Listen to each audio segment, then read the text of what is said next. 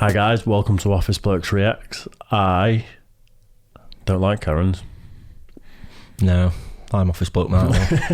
I'm still recovering from Friday. What did you do on Friday? Nothing.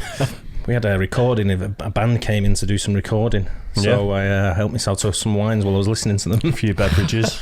That's nice. So we are... Some fine wine. So we are the Karen disliker, the recoverer, and Mike. And collectively we are the Office Blokes. Yes, we are indeed. Yeah, fresh out of a good weekend for videos and views and stuff. It's been good. Released a couple of NFL videos yesterday, actually, and they've gone down really well. I watched the NFL last night. Oh, did you? Who was it? I was flicking it. It was the Kansas City Chiefs You sat there flicking it. Yeah, I was just sat there flicking it and I thought, oh, football's on. So you stopped flicking it and watched the football. Yeah, fair enough. It was Kansas City Chiefs against the Miami Dolphins. How was it?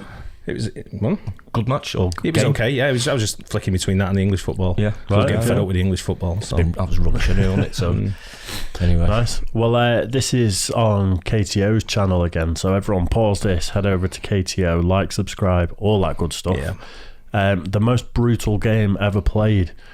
There's a little ad at the beginning, so I've skipped forward a tiny bit. I don't know anything about this. I had a look in the comments, and there's quite a lot of people sort of talking about it, quite a lot of interaction, but yeah, I don't really know. So should we just get straight into it and see how it goes? Yep.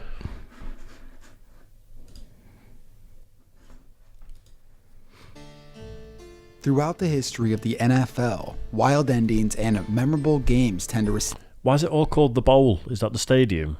Because I know they have like the Rose Bowl and... It's a trophy, isn't it? Is that what it is? Is it the trophy? Imagine that's what you win, the Rose Bowl or the... I get you. I wasn't sure if that was the name of the, because of the shape of a stadium. Yeah.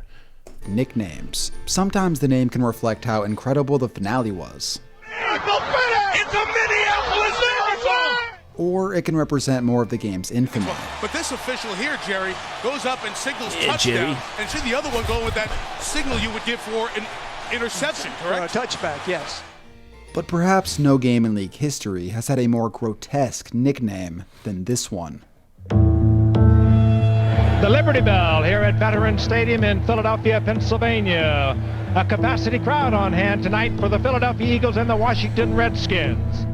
It was Week 10 of the 1990 season, just past the halfway point, and featured as the premier matchup on national television. Monday Night Football was two playoff contenders. Not only that, they were sworn enemies.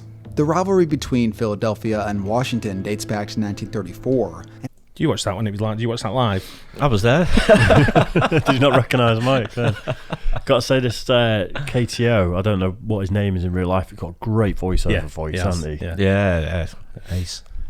Seen them go head-to-head over 170 times. Many of those associated closely with the rivalry speculate that the greatest period of time between these two teams occurred during a 5-year stretch from 1988 through 1992. The peak of it in 1990.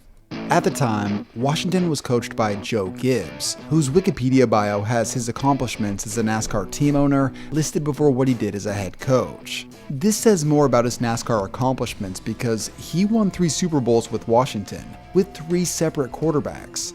As an offensive-minded coach, his philosophy was smash-mouth style football, 3 yards and a cloud of dust, if you will. And they were led by their most famous unit, their offensive line, aka the Hogs. And now, here is why their rivalry with Philadelphia was so great. Because at the time, the Eagles had one of the most notorious defensive-minded coaches in NFL history, Buddy Ryan. His greatest football accomplishment was being the catalyst to the famous '85 Bears defense, a unit that was intimidating, nasty, and absolutely dominated. But he would become more known for his infamy. As a former drill sergeant, Buddy was not to be messed with. Even in his old age, the dude had some fire.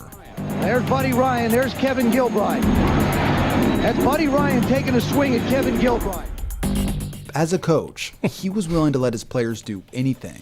He was once accused by Cowboys coach Jimmy Johnson of putting a bounty on Dallas's kicker and quarterback. This famously became known as the Bounty Bowl. But despite trying to punch... Is everything just like whatever happened for something bowl? It's a bowl. Yeah, I wonder what ours will be when we get cancelled eventually. The cereal bowl. The cereal bowl. fellow assistant coaches and being accused of placing bounties on players, his most memorable moment is what this video is all about. This Week 10 matchup in 1990 was the rematch between these two teams. Washington had grinded out a 13-7 win in their first game, looking for revenge. Buddy Ryan famously told reporters they were going to beat them so bad, quote, "they'll have to be carted off in body bags." Now that's a quote. Just imagine a coach saying that now. You couldn't get away with that even in a joking way. But when Buddy Ryan said it, it was no joke. There's Walter Stanley, who returned that punt and remained on the ground. He got up and took one step, immediately went back down. Watch it. Ron Salt. I hope someone doesn't actually die. I hope it's I not know. literal. Let's hope not, eh? I think it's just going to be a mess of injuries, just like people going in hard. Looks like it, doesn't it? Yeah, going over the top of it, maybe. Just coming off with a little assistance. Well, Ben, if you're going to hold a guy, hold a guy. Not exactly leaping to his feet. And Mosienko, Al, is hurt. He got hit. To corral him. Oh, and we've got, is that Minuski still down on the field? Greg Minuski, the deal. And you can see that they have splinted that leg, and he's not putting any weight on that at all. And there goes Minuski. 200 yards of total offense. Remaining in the quarter, and Walter Stanley on his way back, and Howard is still sprawled out. Well, a helmet-to-helmet hit. Joe Howard takes it right in the ear. He'll watch number 80. Here it comes.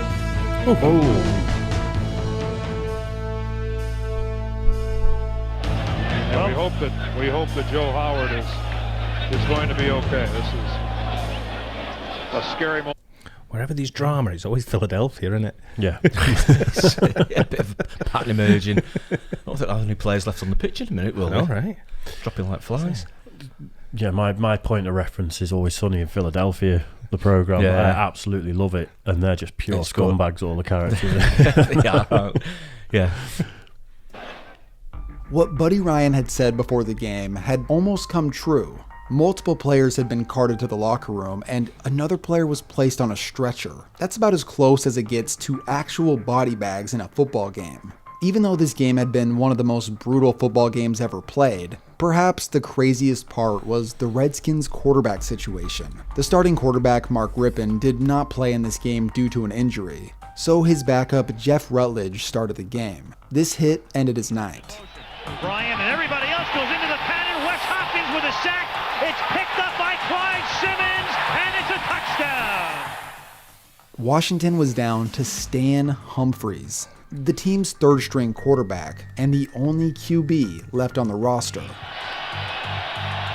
And it is Humphries fighting his way in an attempt to get the first down, and I don't think he's His got leg it. going I there. think Humphries is hurt. Not sure. Did you see his leg get twisted when he went down? Reggie White twisting back to the inside, and there it is. Look at the right knee pinned underneath. He's going So off. now what do? They had no choice but to turn. I think that's a break or ligaments.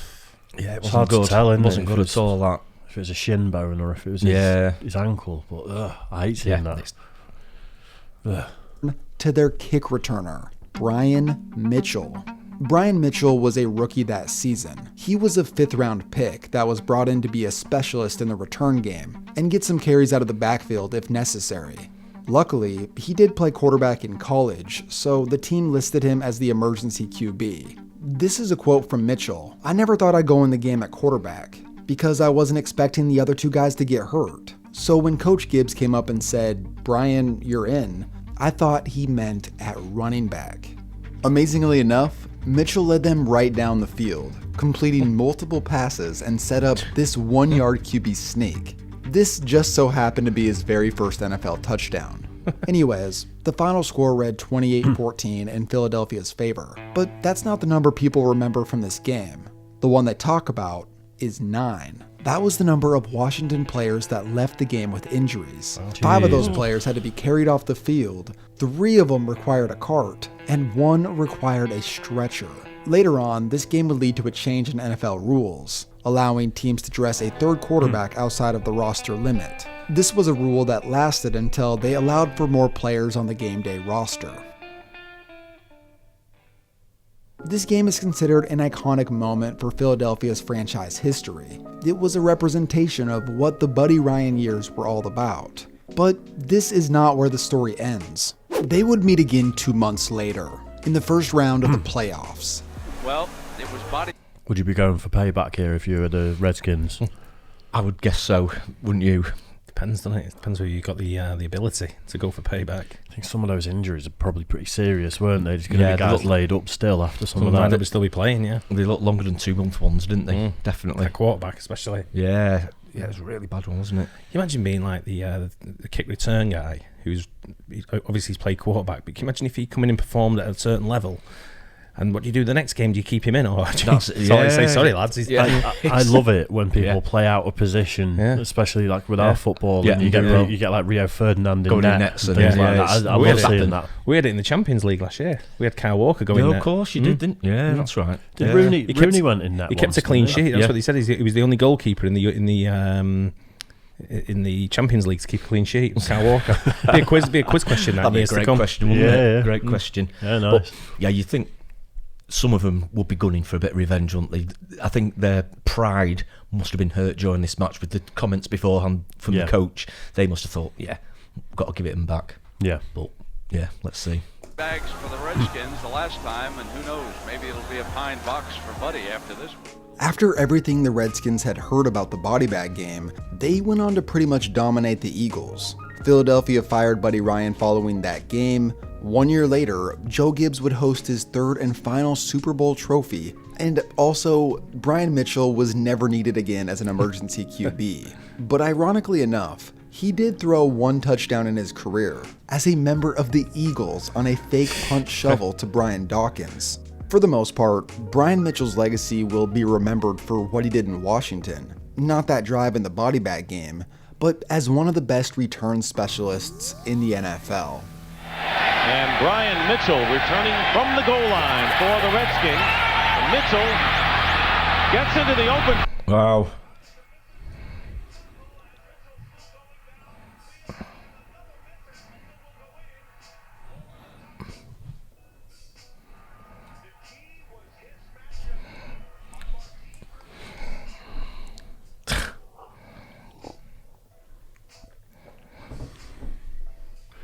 Wow, what return.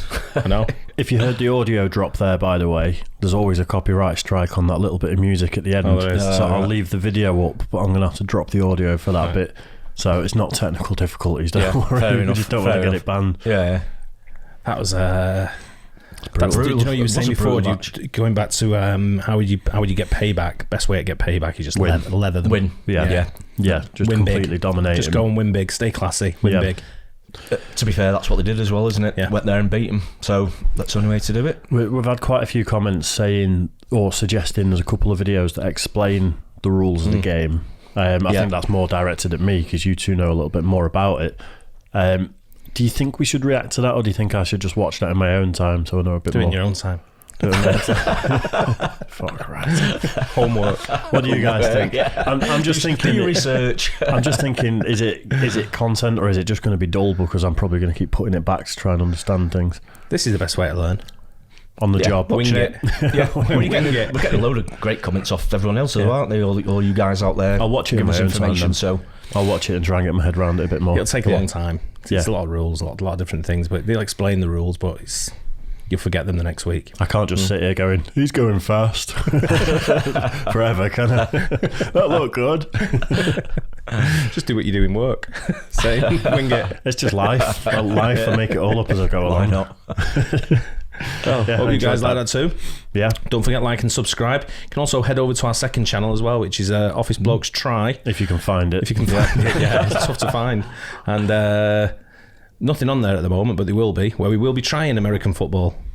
Yeah. So watch this space. And if we get to 1,000 subs by the time we release a video, it's either going to be Jan or Feb. Then I'm going to do one of the hot challenges to kick the channel off. Don't want to do it, but you know, you got to take a hit for the team every now and again. Hot chicks. Oh yeah, hot women, not hot food. Spicy Latinas. Catch you next time. Cheers, guys. Cheers.